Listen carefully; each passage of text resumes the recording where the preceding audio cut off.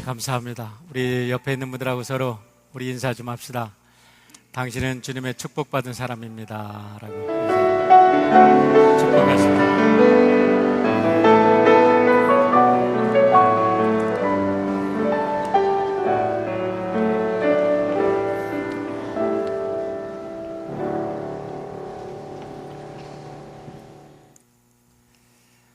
제리 카터 스코트라는 사람이 인생이 게임이라면 거기에는 규칙이 있다라는 책을 썼습니다.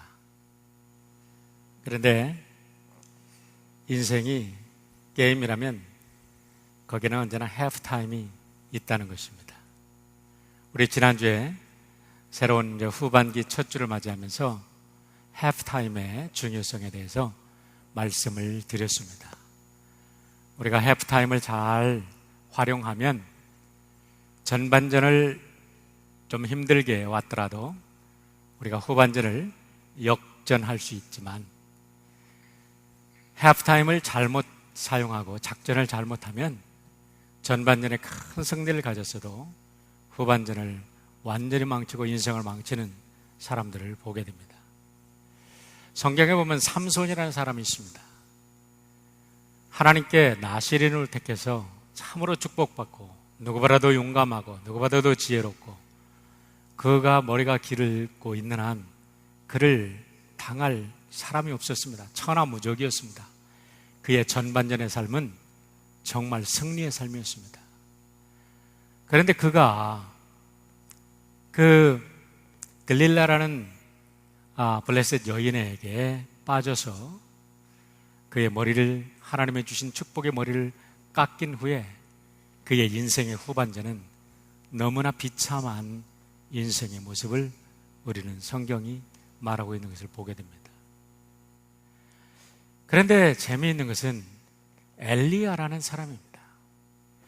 열왕기상 18장에 보면 엘리야가 그 갈멜산상에서요 850명의 우상 숭배자들, 그것도 우상 숭배자를 하는 제사장들을 싹쓸이하는 대성을 거둡니다. 그 갈멜산에서 그가 무릎에 머리를 대고 하나님께 간절히 기도했을 때 3년 6개월 동안 그렇게 문을 닫고 있던 하늘이 비를 내려가지고 온 이스라엘 땅에 그냥 물이 넘치는 그런 놀라운 역사를 일으킨 사람입니다. 비가 오기 시작할 때에 하나님께서 능력을 주시니까 아합은 말을 타고 달려가는데 그가 맨발로 달리는데 아합의 말을 초월해서 달리는 그런 능력을 얻는 그런 기가 막힌 역사를 보여주고 있는데요, 참으로 이해하지 못하는 것은 열왕기상 19장에 가니까 아합이 자기의 궁으로 들어가서 그 모든 사실을 자기의 부인 이즈벨에게 얘기합니다. 그 순간 이세벨이 마음의 악한 감정을 가지고 이제 저놈을 내가 죽이고 말겠다라는 소식을 듣자마자 그렇게 용감했던 엘리야가 도망치는 거예요. 도망쳐가지고 저 사막 한가운데 지치고 그냥 먹지도 못하고 완전히 탈진 상태에서 로뎀나무 그늘에 앉아가지고 하나님 날 죽여주세요, 날 데려가 주세요 하는 이런 형편없는 인간으로 전락하고 있단 말이에요. 뭔가 성경은 설명하고 있지 않은데 하루 사이에도 인간의 영적인 문제가 잘못되면 이렇게 될 수 있다는 걸 얘기합니다. 여러분, 인생의 해프타임을 잘못 쌓으면 이럴 수 있다는 거예요. 요셉을 보세요. 인생의 전반전에 얼마나 물론 17살까지는 잘 살았어요. 그런데 17살부터 13년 동안 정말 죽음 같은 고통이 왔습니다. 어떻게 인생이 전개될지 모릅니다. 하는 일마다 안 되는 거예요. 안 되는 곳으로 하는 일마다 앞으로 뒤로 넘어지는데 앞에 코가 깨져버리는 거예요. 그런데요, 그의 인생이 그런 시간이 지나고 해프타임이 지나고 후반전으로 올랐으니까 그의 인생을 통하여 한 나라가 구원되고 한 나라의 놀라운 역사가 이제 다 탄생하는 그런 거룩한 구루터기로서의 역할을 하고 있지 않습니까? 그래요. 우리가 인생의 해프타임을 어떻게 지낼 것인가, 그게 중요합니다. 우리가 지난 1월 첫 주 우리는 이사야 6장 1절로 13절의 말씀을 가지고 우리가 어떻게 하나님께 쓰임받을 것인가, 어떻게 우리가 하나님께 쓰임받는 교회가 될 것인가, 귀하게 쓰임받자는 뜻에서 4가지 주제로 말씀을 드린 바가 있습니다. 하나님의 쓰임받는 사람들의 모든 모습이 다 다릅니다. 시대도 다르고 문화도 다르고 그들의 역할도 다릅니다. 그런데 공통점은 똑같습니다. 그들에게 공통점이 있다는 거예요. 어떻게 쓰임받냐? 첫째, 그들은 하나님을 만납니다. 하나님을 만나죠? 그러고 나서 이름이 바뀌는 사람도 있고, 어쨌든 그들이 존재를 새롭게 발견해 자기를 발견합니다. 하나님을 만나야 자기가 누구인지를 알게 돼요. 그렇게 되니까 그때서 내가 무엇을 위해서 살아야 될지 자기의 인생의 사명이 발견이 돼요.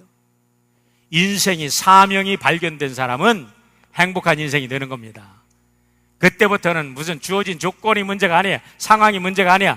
그냥 사명 따라가다 보니까 행복한 인생이 되더라라는 겁니다. 이제 우리는 쓰임받는 교회, 쓰임받는 성도라는 주제로 우리 에스겔서 1월 둘째 주부터 에스겔서 강의를 해왔는데, 제가 의도한 것도 아닙니다. 그냥 따라온 것뿐인데 하나님께서 기가 막히게 시간을 맞춰주셨어요.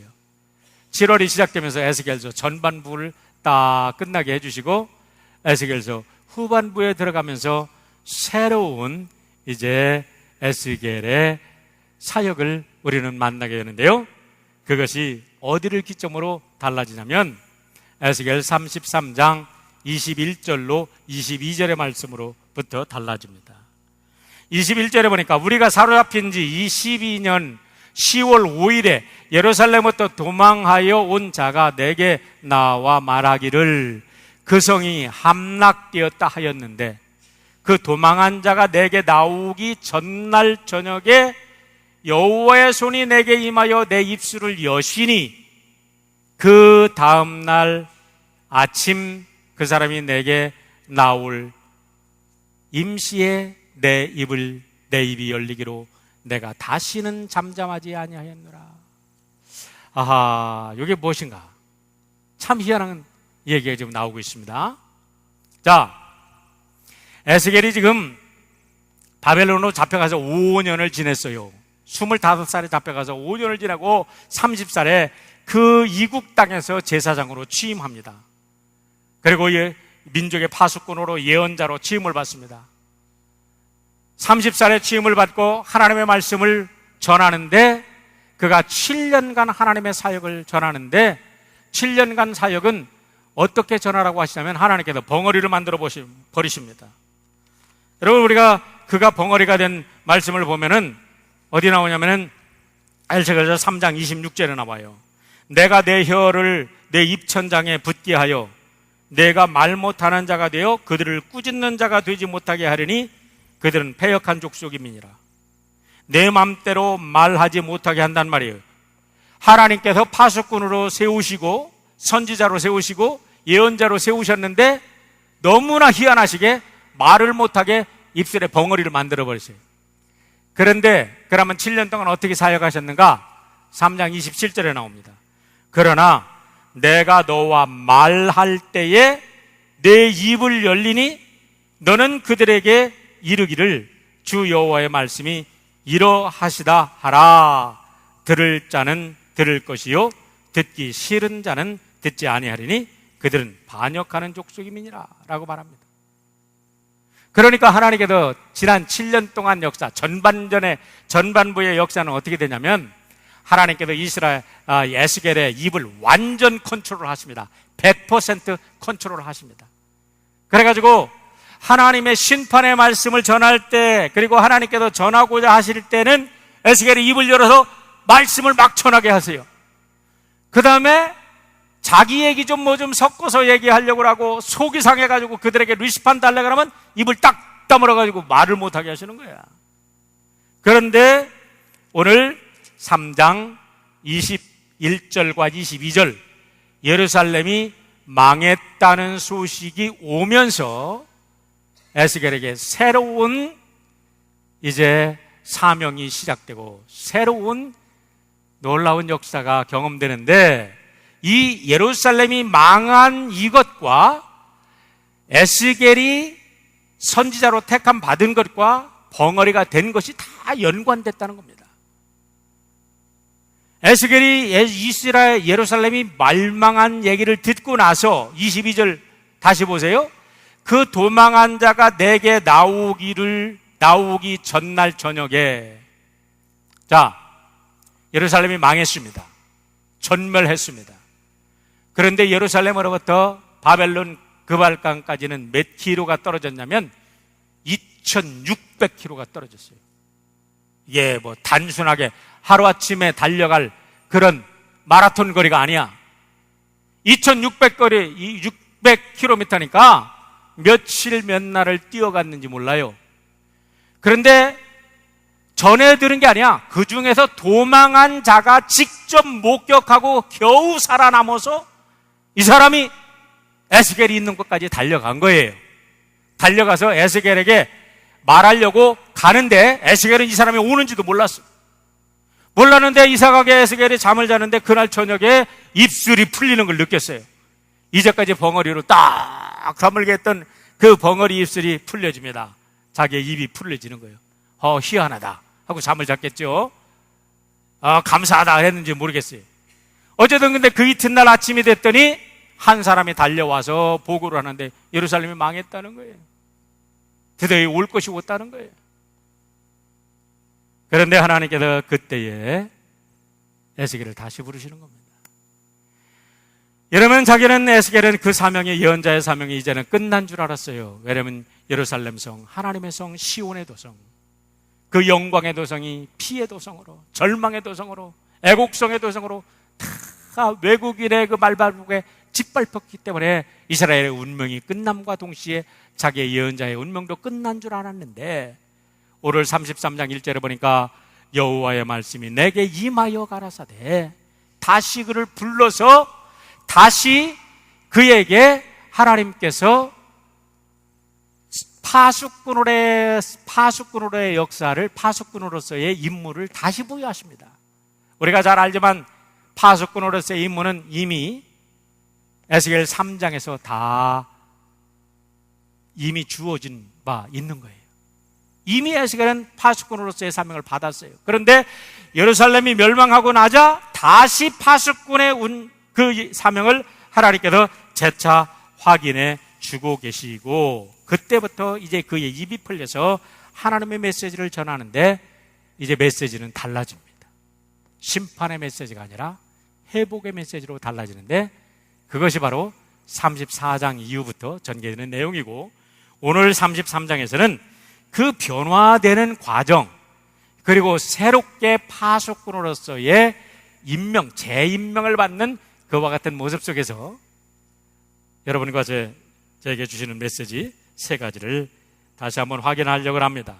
그 메시지가 뭐냐면, 그러면 에스겔이 2600여 년 전에 받았던 파수꾼의 임명이, 파수꾼의 역할이 오늘 이 시대를 살아가는 여러분과 저에게 무슨 의미가 있는가? 그것을 우선 알아보기를 원합니다. 두 번째는 오직 하나님의 말씀을 의지하라. 세 번째는 듣든지 안 듣든지 하나님의 말씀을 증거하라 라는 말씀인데, 그것은 우리가 말씀을 이어가면서 왜 그래야 되는지 이유를 설명해 드리려고 합니다. 첫 번째, 우리가 이 시대의 영적 파수꾼이 되는 것은 무슨 의미가 있습니까? 여러분, 파수꾼을 생각할 때 옛날에는 성을 둘러쓰고 성 위에 큰 망대를 세우고 거기에서 적군이 들어오나 안 들어오나 그냥 밤새 지키면 되는 거예요. 그런데 이제 파수꾼의 원리는 동일하지만 파수꾼의 하는 일은 완전히 달라졌습니다. 특별히 911 이후에 세계의 역사가 다 바뀌어버렸어요. 사람들의 삶의 패턴이 다 바뀌어버렸어요. 여러분, 전쟁은 늘 그렇듯이 사람들의 가치관과 사람들의 삶의 패턴을 다 바꿔버립니다. 근데 이 911을 사람들은 전쟁이라고 평가 안 할지 모르지만 이거는 어마어마한 전쟁입니다. 새로운 전쟁의 패턴이고 인류 역사에 없었던 새로운 전쟁의 패턴의 시작이 911이에요. 미국 역사 속에 외적으로부터 침입받았던 것은 내전이 남북전쟁의 역사는 있었지만은 그리고 이와 같은 여기에서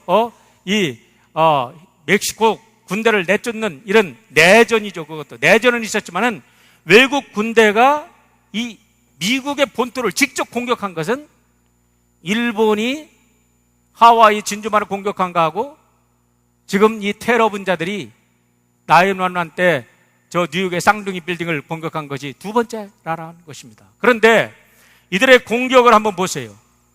그들이 가진 무기가 뭐가 있습니까?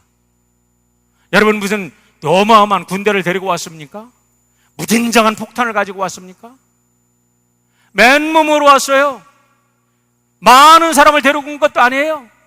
몇 명이 그냥 와가지고 미국에 있는 여객기를 탈취해가지고 미국에 있는 그것도 최고의 핵심 요소 행정부의 핵심인 워싱턴의 그 백악관을 향해서 나르고 국방부의 핵심인 펜타곤을 향해서 나르고 공격하고 그 경제의 중심인 세계 경제의 중심인 뉴욕을 향해서 가고 이것들이 말이야 몇 사람이 안 되지만은 맨몸으로 와가지고 이 세상 어떤 군대도 해내지 못하는 어마어마한 이 공격을 미국에게 해댔다는 거예요.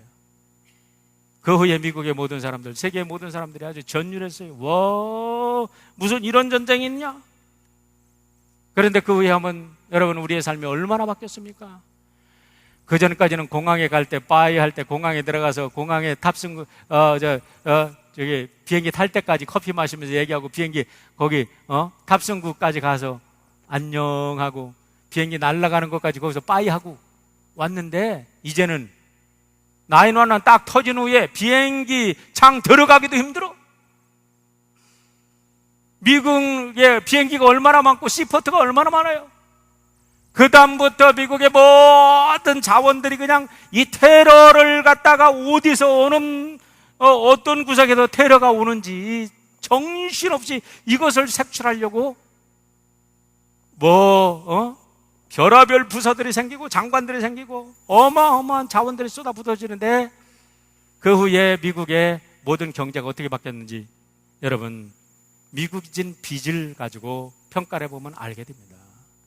미국이 911 전에 6.1, 6조 1,000만 달러의 6조 1,000억 달러, 6조 1,000억 달러의 빚이 있었어요. 그런데 911이 터지고 나서 10년 후에 빚을 보니까 지금 빚이 어느 정도냐면 여러분들이 구글에 가서 US National Debt 미국의 국가부채가 얼마인가 하고 딱 치면 저런 게 나옵니다. National Debt of United States. 쳐보세요, 뭔지. 멋지죠? 저게 17조부터 시작되는 거예요. 17조 달러야. 그런 제가 막 계속 바뀌잖아요. 여러분 한 번에 쫙 바뀌는 숫자가 얼마인지 아세요? 저게 초당 바뀌는 숫자가 12,739달러야. 시간으로 계산해 보니까 4,586만 400불이야. 시간당 4,000만 불, 4,500만 불이 빚이 이자만 늘어나. 미국이 가지고 있는 이자만. 어이구, 하루에 얼마입니까? 4,500만 불 곱하기 24 해봐요. 수학이 빠른 사람들. 1년에 4천억 달러가 넘는 이자빚만 늘어나는데 지난 10년 동안 1년에 1 트릴리온 1조 달러의 빚이 팍팍팍팍 올랐어요. 평균 1조 달러. 이것 때문에 우리 애들 학교 가는데 이제는 학교에 모든 것이 다 클로즈 되고 교수들 줄 돈 없다. 애들 학자금 대줄 돈 없다. 의료비는 치솟지, 가계비는 치솟지, 애들이 그냥 그렇게 돈을 내고 와서 다 공부를 했는데 졸업하고 딱 나가보니까 짭이 없다.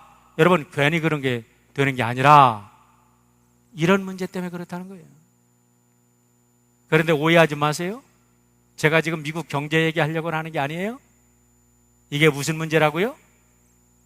파수꾼의 문제라는 거예요. 파수꾼의 문제.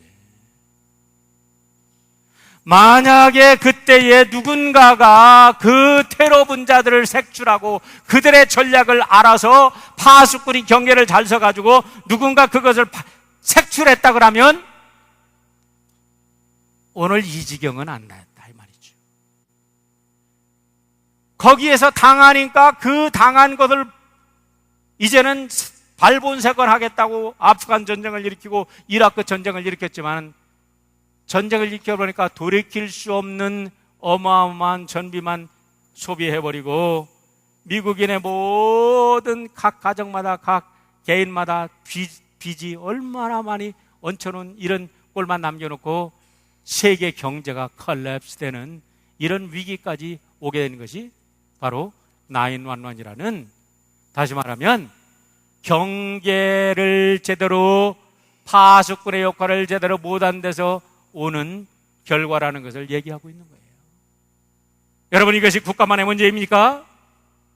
우리가 오늘 우리의 가정에서도 가장이 눈에 파수꾼을 제대로 못하고 이상한 거를 보고 홀려가지고 따라가다 보면은 가정이 망해. 부인이 밖에 나가서 동창회 한번 갔다가 눈이 홀려가지고 파수꾼이 아니라 파수꾼을 딱 붙이고 가야 되는데 이상한 사탄이 싹 들어와 버렸어.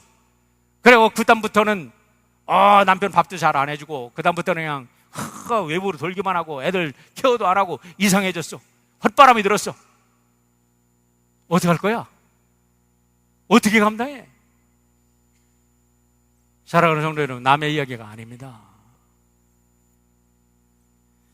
파수꾼을 세워놨더니 적군이 돼버려. 스노든이라는 그 청년 운명이 어떻게 될지 하중 관심거리입니다. 엊그저께 신문에 보니까 저 러시아 그 환승구에서 아주 초췌한 모습으로 러시아의 인권자들한테 인터뷰를 하는데 제발 임시망명처를 러시아에서 나에게 임시망명처를 해달라고 그렇게 좀 하게 해달라고 그들과 인터뷰하는 모습을 보는데 지난번보다 아주 초췌하고 아주 형편없는 모습이야. 자기가 영웅심리에서 딱 그거를 발표할 때 온 세계가 받아줄 줄 알았죠. 환영하라고 그냥 온 세계가 미국을 막 불내마니까 막 뭐가 일어나는 줄 알았죠. 그런데 조금 있다 보니까 아무도 안 받아줘. 이번에 보니까 스노든이 탄 비행기일지도 모른다 하니까 비행기가 각 나라에 거기 경유도 못하게. 왜 그랬을까요? 자기들도 그 짓을 하고 있으니까. 다른 나라에서 이제 이미 싹 들어갔어. 프랑스에서는 아예 그냥 손 들고 항복하고 우리도 그 짓 한다 그랬어요. 여러분, 첩보 활동하지 않는 나라가 어디 있습니까? 산업 스파이 안 내보는 대기업이 어디 있습니까?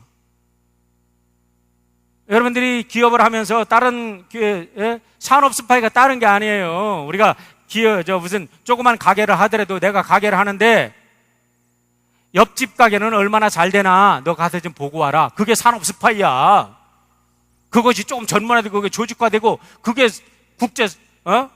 그게 회사의 산업 스파이고 국제 산업 스파이지. 그런 거 비교해보지 않고서 그냥 장사하는 사람이 어디 있어요? 그런데 그거를 경계를 잘못 쓰면은 이거야 우리가 이거 다 보여줄게 뭐 그러면서 다 보여주면은 난리가 난다는 거죠. 그래서 오늘 우리가 이 시대에 우리가 정말로 파수꾼의 역할을 하려고 하면은 우리가 그리스도인으로서 어떻게 해야 되느냐?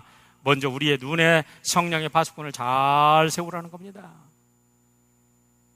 우리가 정욕의 파수꾼을 세우지 못하면요, 정욕의 사탄 마귀가 쑥 들어와. 그러면 그냥 그다음부터는 자기 부인은 왜 이렇게 그 현모양처가 너무나 예쁘고 너무나 정말 자기를 위해서 고생하는데 그다음부터는 미워지는 거야. 그냥 꼴도 보기 싫은 거야. 그런데 이상한 여자만 아름다워 보이는 거야. 그게 정욕에 이상한 신이 들어오면 그렇게 된다니까요. 여러분 잘난 사람 하나도 없어. 성령의 파수꾼을 세우지 못하면 다 똑같은 인간이 된다니까. 정신 바짝 차리고 늘 눈에다가 성령의 파수꾼을 세우시기를 주의 이름으로 축원합니다. 욕심의 파수꾼을 세워.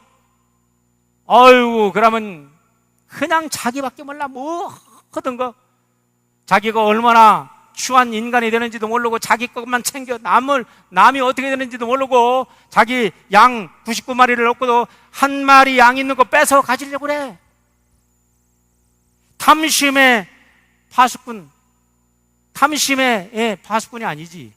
그치? 탐심의 파수꾼을 세우는 거지. 성령의 파수꾼을 딱 제어하고 탐심의 파수꾼이 딱 들어가면 그냥 모든 게 탐욕이야. 모든 게 상대평가야. 아이고 당신은 뭐 했어 오늘까지. 저 사람은 저랬는데 라면서 날마다 가정이 그냥 불화뿐이야. 왜 그래요?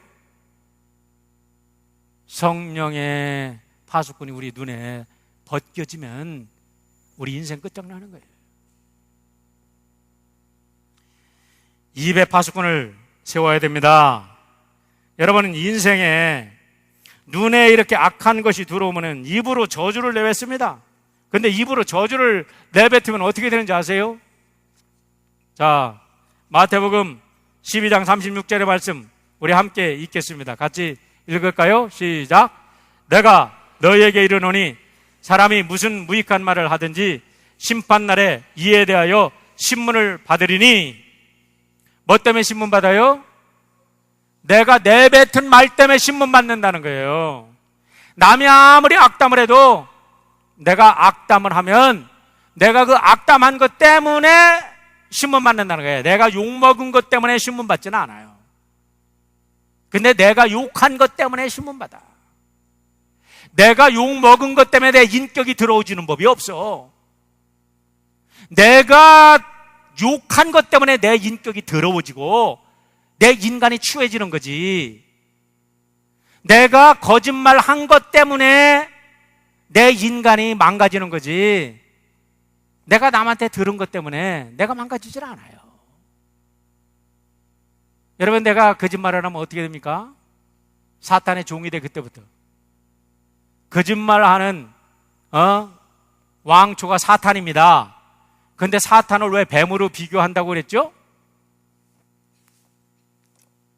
뭐예요?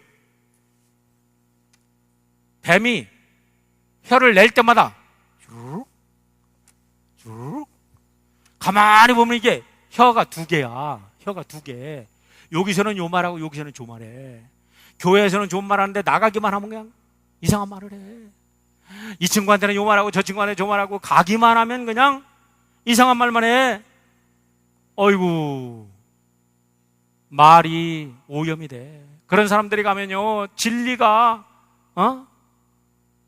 이게 완전히 엉망진창이 돼가지고 사람들의 마음을 혼동시켜. 거짓말만 하는 인생, 여러분 어떻게 파수꾼의 역할을 할 수 있을까요? 이 세상을 왜 이렇게 여러분 엉망으로 만들었습니까? 대통령한테 잘못 줘가지고 인포메이션을 잘못 주니까 대통령이 날마다 거짓말만 했어요. 야, 저기 사람을 죽이는 막 무서운 무기가 저 이라크에 있다. 공격해야 된다. 공격해야 된다. 공격해야 된다. 날마다 거짓말만 하니까 그냥 전부 다 그런 줄 알고 막 다. 저도 그랬어요. 그게 옳은 줄 알았어요.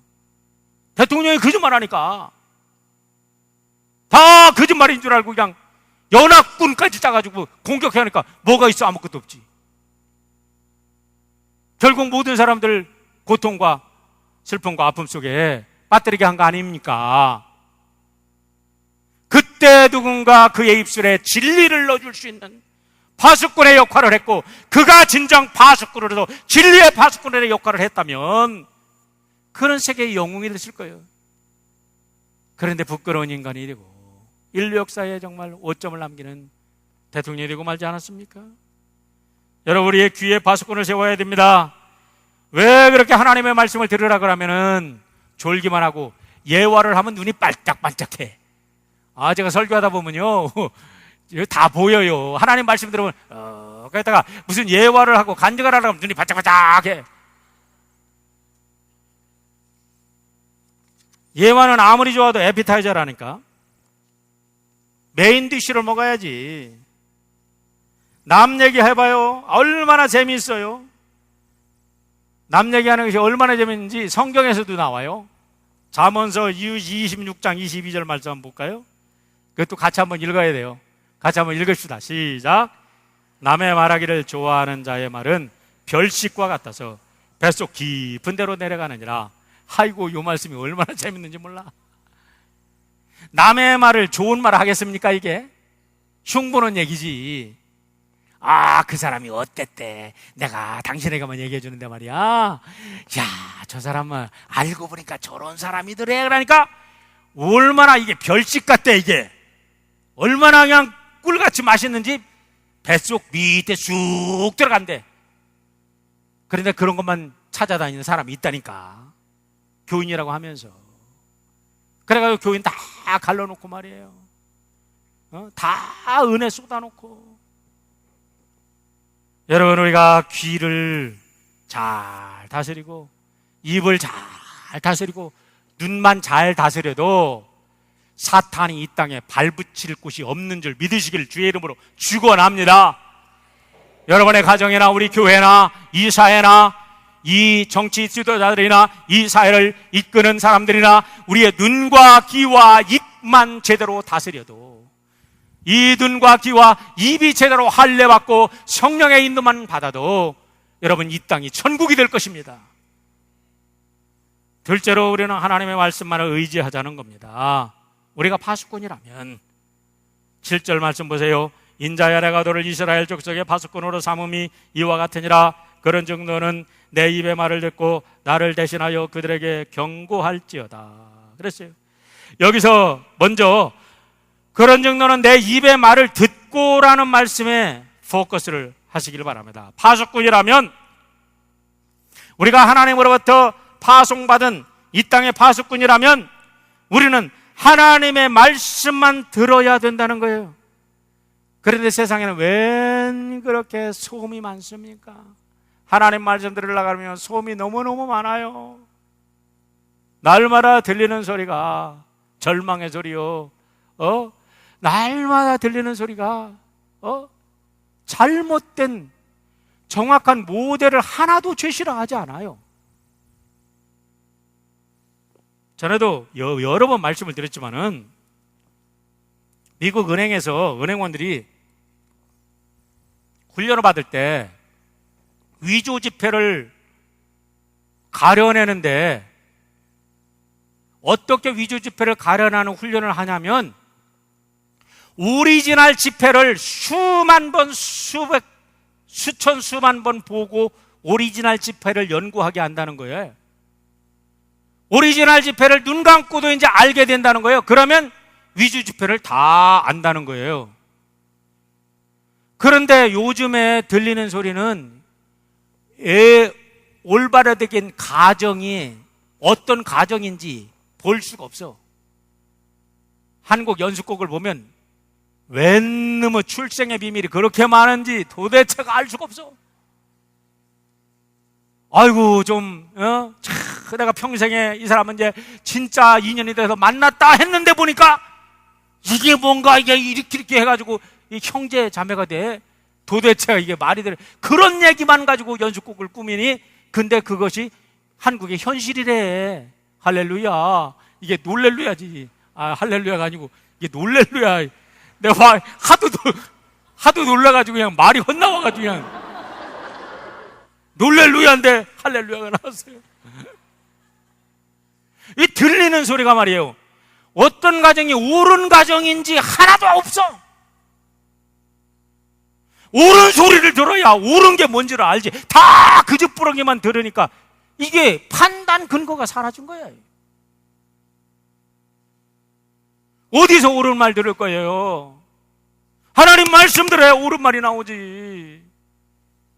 하나님 말씀에서 진리를 찾아야지. 어디 가서 진리를 찾으려고 헤매고 다니는 거예요. 사랑하는 성도 여러분, 역사의 주인은 하나님이십니다. 그렇기 때문에 하나님의 말씀을 들어야 우리가 길을 찾을 수 있을 줄 믿으시길 바랍니다. 딴 데 돌아다니지 마세요. 세상 얘기 너무 듣는 것도 재미로 그냥 한번 슬쩍 들으면 되지, 거기 애딕되면 안 되잖아요. 적당히 들으시고 우리가 늘 서 있을 곳은 하나님의 진리의 말씀 위에 서 있어야 될 줄 믿으시길 바랍니다. 우리 세상을 바꿀 수 있는 유일한 희망은 우리 성도들이 하나님의 말씀을 묵상하고 하나님의 말씀 위에 굳게 서 있을 때 저는 이 세상에 새로운 변화가 올 줄 분명히 믿습니다. 마지막으로 듣든지 아니 듣든지 하나님의 말씀만 증거하라는 겁니다. 7절의 말씀 다시 한번 보겠습니다. 인자야, 내가 너를 이스라엘 족속의 파수꾼으로 삼음이 이와 같으니라. 그런즉 너는 내 입의 말을 듣고 나를 대신하여 그들에게 경고할지어다. 아유, 나를 대신하여 그들에게 경고할지어다. 야, 파수꾼이 누굽니까? 하나님의 특사예요. 하나님께서 모든 어토리티와 어빌리티, 하나님께서 모든 권위와 권세를 다 위임하셨어요.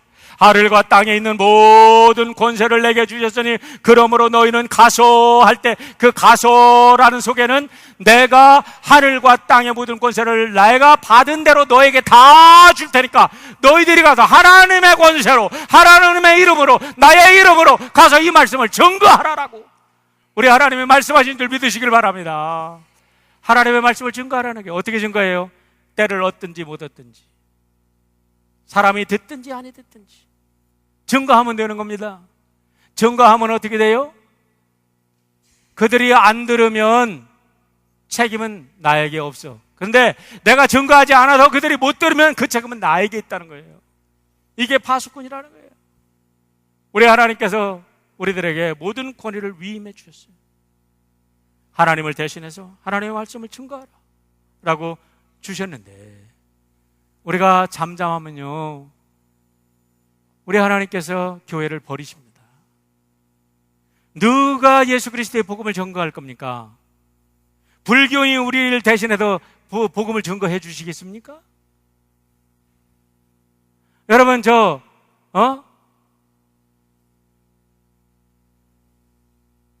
마음의 또교들 뭐라 그럽니까? 예?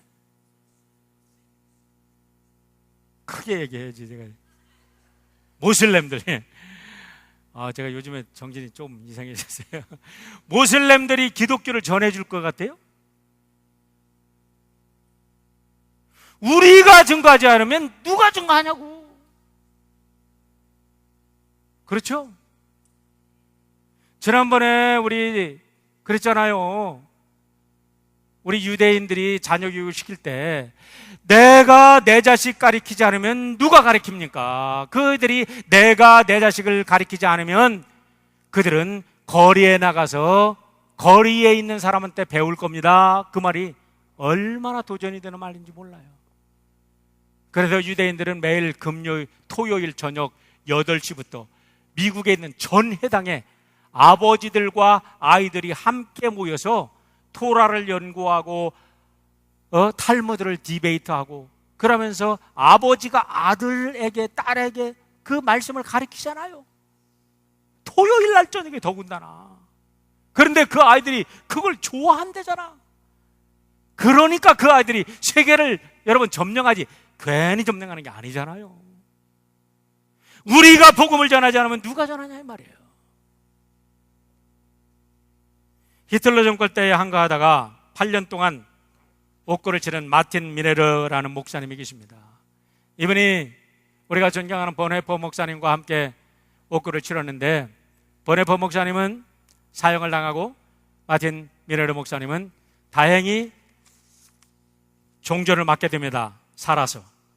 그러고 나서 이분이 깨달은 게 있어요.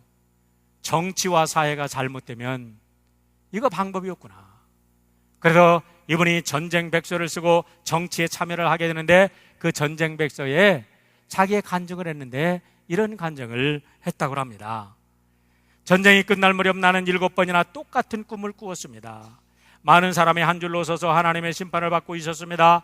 심판대 앞에 선 사람들은 한 사람도 뒤를 돌아보지 못하고 자신의 죄를 하나님께 고백하고 용서를 비는 것이었습니다. 내 차례가 되어 하나님 앞에 서 있는데 뒤쪽에서 어떤 사람이 소란스럽게 자꾸 여기저기 변명을 했습니다. 그래서 누구인가 자세히 바라보니 바로 히틀러였습니다.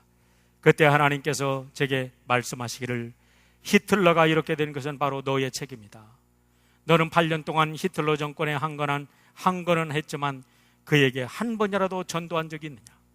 내가 히틀러를 전도했더라면 그가 무서운 폭군이 되어 전쟁을 일으키고 무고한 생명을 빼앗아 갔겠느냐? 전쟁을 일으킨 죄값은 너에게도 있다. 그래요, 여러분. 세상이 이렇게 못되게 돌아가는 것 그 사람들에게만 있습니까? 우리에게도 있어요. 복음 전하지 않는 우리에게도 있다는 말입니다. 내가 내 자식 잘못 가르친데 책임도 있다는 것입니다.